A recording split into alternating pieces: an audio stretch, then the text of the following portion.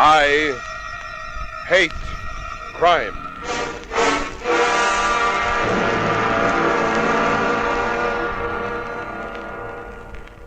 The guy who helped himself to a chair in my office looked like money. So, I gave him my best smile, waited for him to light a cigarette, and then I asked what I could do. I would like to hire your service, Mr. Kent. Uh-huh. Doing what? Looking after a woman friend of mine. You mean be her bodyguard? Yes. Well, I charge £10 a day plus expenses, Mr. The money part's all right. And my name is James Fellows. Who's the girlfriend? Her name is Lola Moore. Her address is on this card. Mm-hmm. Why do you want someone to look after her? Do I have to tell you that? That information is just as important as the retainer you'll have to give me. I see. You'll keep it private? Well, I'm a private investigator, Mr. Fellows. Yes, of course. What's the story? Well, Lola, Miss Moore, she's a very dear friend of mine.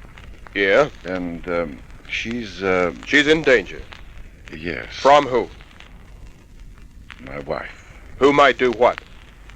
Anything, including murder. I see. Perhaps I shouldn't have told you that. If you hadn't, I wouldn't take the case. I've got to know where I'm going, who I'm protecting from who. Are you living with your wife? We separated a few months ago. After you met Miss Moore? Yes. Mm-hmm. Your wife must be a very jealous woman. I phoned her yesterday asking for a divorce, and she said that she'd give me the divorce after she'd taken care of Miss Moore. Well, she may have been talking through her hat. Knowing as I do, I'm not willing to take a chance on that. How long do you want me to guard the girl? Until 9 tomorrow morning, beginning immediately. And then? Then I'm sending her away to the mountains. I won't even tell you where. But I'll be away on business until the morning. Okay. How about your wife's address and your own, just in case? I'll write them down for you then. And then I'll make out a check as a retainer, and you can send me the complete bill later. He got busy with his Parker 51, handed me the check and the address, mumbled thanks, took his hat off my desk, and left. I put on my hat, hung the "Away on Business" sign on my door, and got my car. Lola Moore lived in a brand new duplex apartment on the best street in Vaucluse. I parked across the street. Every now and then I caught the glimpse of a figure behind the front window. At about 7, a hire car pulled up outside the place. Soon after the driver tapped his horn button, the front door opened and Lola came out. As she locked the door, I got a left side view of her. As she turned, a full-on view. As she walked to the taxi, a right-hand view. From any angle you could see just why James Fellows left home. I tailed the hire car. It took me to the Hideaway Club. Lola was already at a table, alone. With the help of a quid, I got the next table, ordered a bottle of beer, and then the band came on. She was wearing a peekaboo evening frock. Sooner or later, I had to look over. When I did, her eyes caught mine and held. Ever see a dame smile with her eyes? She went even further. She talked.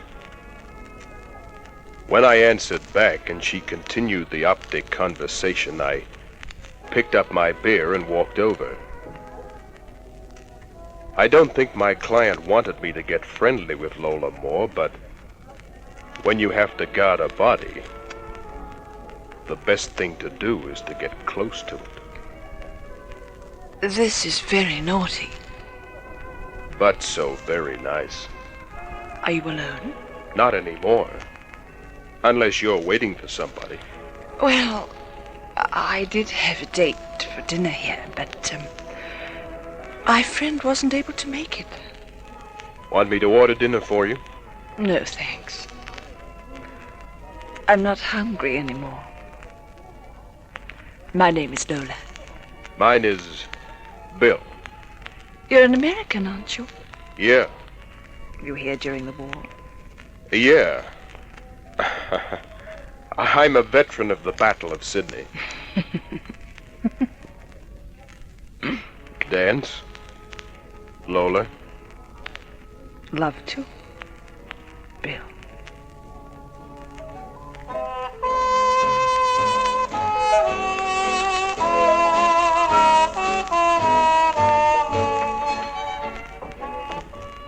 The dance floor wasn't big enough for a game of marbles. There were 6 other couples on it, and it was crowded. But that suited me. Holding a girl like Lola, it's the only kind of pushing around I take without getting mad. So, we danced some more.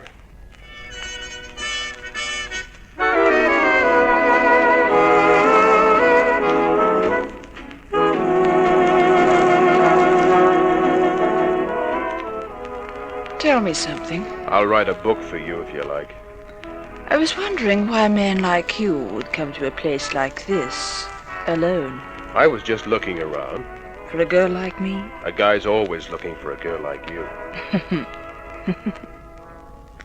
When my friend was unable to come tonight, I was disappointed. And now? Is it necessary for me to answer that? It wasn't. My answer came in the pressure of her cheek against mine. And then just the whisper of her lips against my 5 o'clock shadow. I was really sorry when the time came to close up the joint. I paid the bill, drove her home, and accompanied her to the front door. I'd, ask you to come in, but, I know I'll be safer with you waiting outside. I don't get it. Of course you do. Larry. You knew my name wasn't Bill. I recognized you from your photos in the newspapers. So you took me for a sleigh ride just for fun, huh? Oh, no. Anything I said tonight I really meant. I'll prove it to you. See? Where do we go from here? For the present, nowhere. But later. You're leaving tomorrow. Yes, because Jimmy thinks my life is in danger. You mean James Fellows? Yes. He hired you to look after me, didn't he? Yeah. He couldn't have picked a better man. One of these days I'm going to phone you, Larry. All right? As long as I don't have to sit outside your door. You won't. Good night. Oh, no, not another one of those. My blood pressure couldn't take it. Then I'll save it up. With all the others. Good night. I went out to my car not knowing what to think, but with plenty to think about. I stayed there all night long. At a few minutes after 9 in the morning, a big car pulled up. Fellows was driving. He spotted me, gave me the high sign, and I drove home for some shut-eye. Nothing happened all that day and night, but the next morning, there was something about Fellows on the front page of the paper. He'd been shot. And he'd been lucky. It was only a shoulder wound. I went out to his place, a cottage at Kirribilli. The cops had already gone, and a nurse let me into Fellows' bedroom. He was sitting up. I asked him how it happened. I was sitting on the veranda when a shot came from a clump of bushes. The police said it was a rifle. Who do you think it was? My wife? Did you tell that to the cops? No. Why not? Because she'd probably hired someone to do it, and She has a very good alibi for herself. What does she get if you die? Half of everything I own. I see. How's Miss Moore? She's safe. Good. Well, take care of yourself, Mr. Fellows. I will. There's a revolver beneath this pillow. And thanks for calling, Mr. Kent. I left. Why did I call? Well, I figured that he might want to keep me on the payroll guarding him. Then again, I was a little worried about Lola. I remembered what she'd said about phoning me, and I wondered if she'd been having me on. I was still wondering in my apartment at 11 that night.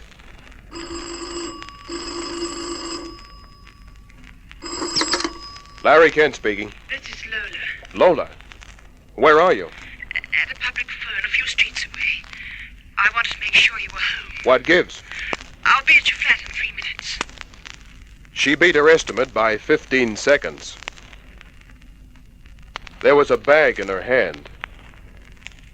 I took it at the door, dropped it, closed the door.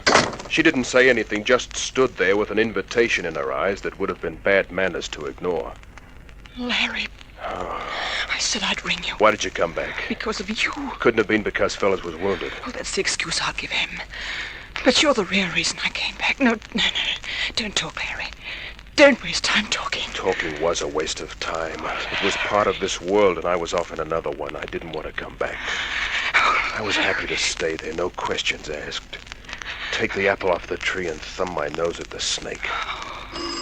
A bell was ringing somewhere, but like a punch-happy fighter, I didn't care.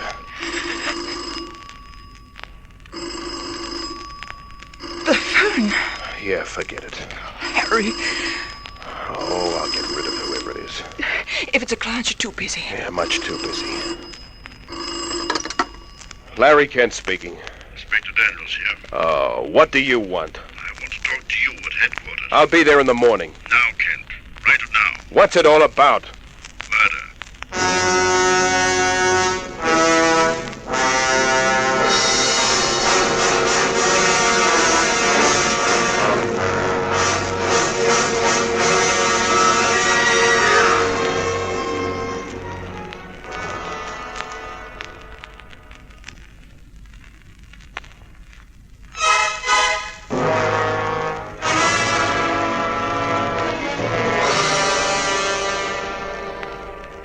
After I received the call from Inspector Daniels, Lola wondered why I didn't take her in my arms again. Then she looked hard at me. What is it? Somebody was killed. Who? Don't know. Inspector Daniels didn't say. It was Jimmy. Maybe not. It may be somebody entirely outside the case. Anyway, I've got to go to headquarters. What will I do? Stay here. All right. Don't answer the phone and don't let anybody in. You can lie down in the other room if you're tired. Don't be too long. I grabbed my hat and went to headquarters. Daniels was stabbing at his desk blotter with a letter opener. Who was knocked off? Were you hired by James Fellows to act as bodyguard for a lady friend? Was it, Fellows? Answer my question. Yeah, he hired me. Why? I'm just checking on his story. I have to sign a statement. Then he wasn't killed. No. It was his wife. Oh. She wasn't murdered, however. How did it happen? She killed herself with a hunting rifle. Rifle? Uh-huh. And it was the same gun that wounded Fellows. Where did she get hold of the gun? When she and Fellows parted, he left their house taking nothing but his clothing. So the gun was left behind, huh? Evidently. Then she tried to kill him, missed, went home, turned the gun on herself. Is signing the statement all you want from me? For the time being, yes. I signed, went home, found Lola in the kitchen with a pot of coffee on the stove. Suddenly she looked cheap. I had a bad taste in my mouth. Who was it, Larry? Mrs. Fellows. What? She killed herself. Same gun that wounded Fellows. Oh, I didn't expect that. Maybe you'd better leave. Why? Well, you're safe now and Fellows is unattached. What do you mean? You can marry him. But I don't want to marry him. Then why did you let him buy that duplex apartment for you, that car? Who told you that? Well, you have no visible means of support. What do you think I am? I'd hate to use the word. That's not fair. That's not fair, Larry. Is your racket fair? Why didn't you say all this before? Because you had me mesmerized. But after I left you tonight, I did some thinking. When I leave, you can do some more thinking. You want to know how I got my car, my flat, the clothes I wear. I'll tell you. When my father died, he left me 6 dress shops in the city. What? If Jim Fellows left his wife because of me, it wasn't because I encouraged him. He was never more than a friend. I'd like to believe that. I really would. I don't care whether you do or don't. When I met you at the Hideaway Club, I knew what you were there for. Jim told me that his wife had threatened me. Why didn't you tell me everything? I started out by having fun, and then I found out. Doesn't matter now. Goodbye, Larry. I let her go.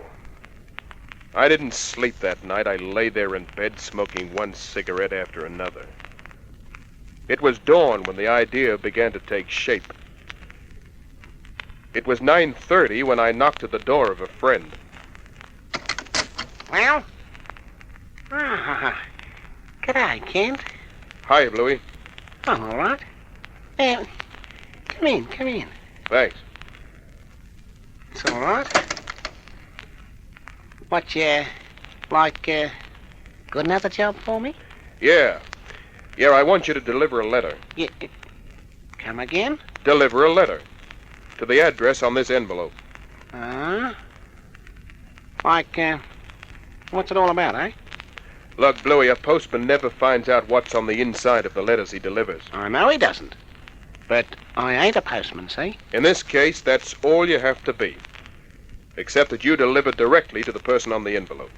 I think there's something fishy going on here. Now, you don't have anything to worry about. Just deliver, say nothing, walk away, and you collect £5. Well, that part of it's all right. I took Bluey to within a few blocks of the address in my car. What was in the letter? A sheet of paper. Printed on it were the words, "I want 500 to keep my mouth completely shut. You know who this is, so bring the 500 quick."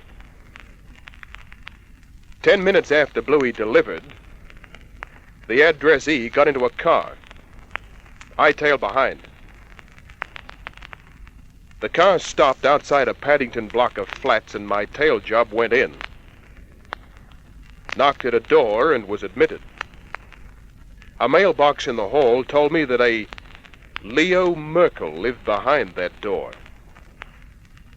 I stood outside, heard a conversation, then walked to the end of the hallway as my tail job left. But I didn't follow. Instead, I did some checking on Leo Merkel. The next day, I was knocking at his door. Who are you? Let me in, Leo. I don't know you. But you know what this is? It's a gun. Step back. What are you going to do? You saw somebody yesterday about a letter, A letter? claiming you wanted 500 to keep your mouth shut. You said it. Yeah. And I heard you claim that you hadn't sent it, that you felt you'd been paid well enough. Oh, you got nothing on me. I know that you once owned a shooting gallery. Going on from there after yesterday, I can draw the rest in. What's it to be, Leo? Accessory to murder, withholding information from the police, or will it be Crown witness? Crown witness? Yeah, giving evidence, then going free. How do I know you're... how do I know you're not fooling? I'll get a promise for you. From Inspector Daniels of Homicide. Come on.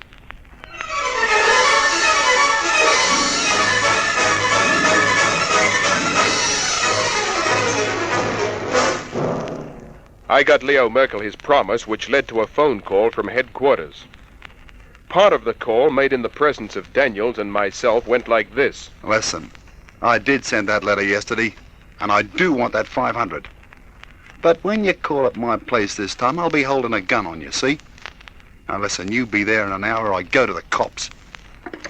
Less than an hour later, Leo was opening the door of his flat. He had a gun in his hand. The person entering looked at the gun, then dropped a bundle of notes on a table. Uh-huh. That's what I wanted. Thanks, Mr. Fellows. You don't get any more money, Leo. Understand? Oh, sure. But to be absolutely sure, I want you to sign this piece of paper. Huh? What's it say? Everything. It tells how I hired you to wound me with a rifle and paid you £100 for the job. It goes on to tell how you blackmailed me when my wife committed suicide. Gosh, she didn't commit suicide. Otherwise, you wouldn't be giving me this money. You and I know that she didn't, Leo, but if you go to the police... I won't go to the cops. When you sign this statement, I know you won't. Well, I'm not gonna sign, see? And you can't spend the 500. Huh? Try and stop me. I can. You see, I have a list of the serial numbers of those notes. The numbers run in consecutive order and are easy to trace. So if you don't sign, I report the money stolen and then go to the police myself. You wouldn't do that because I'd talk. After stealing my money, do you think they'd believe you? Either way, you lose, Leo. So, perhaps you'd better sign. And then I'd feel safe, and neither of us would suffer. He doesn't have to sign, fellows. Ken! Yeah, and standing in the other doorway, Inspector Daniels. Don't try anything, fellows. And now entering the front door, 6 detectives who are listening. It's all over, fellows.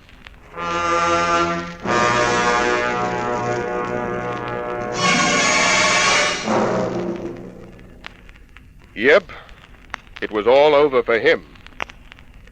And me? Well, I had a lot of apologizing to do. I called at Lola's place. She wasn't there. I went home. Every 15 minutes, I was at it again.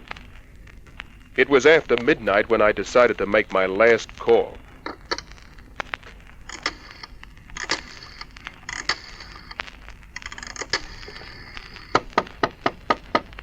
Just a minute.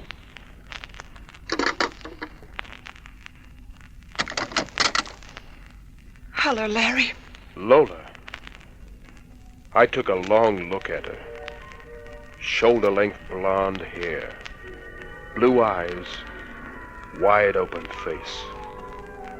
She was talking with her eyes again, but all of her, every beautiful inch of her was talking too.